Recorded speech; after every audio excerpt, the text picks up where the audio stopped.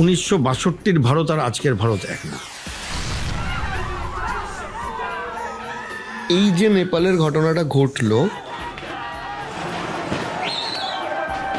ভারতবর্ষের সাথে ভবিষ্যৎ সম্পর্কটা নেপালের সাথে কোন দিকে গড়াতে পারে? অলির থেকে খারাপ ভারতবর্ষে তো আর কোনো লিডার হবে না, কারণ অলি তো কমপ্লিটলি বলতে হয় যে চায়নার অঙ্গরাজ্য হয়ে গেছিল, চায়নার এজেন্টের মতো কাজ করছিলেন। তো সেইখানে এখন যাদের নামগুলো শুনতে পাচ্ছি তাদের মধ্যে অতটা বিদ্বেষিতা দেখছি না।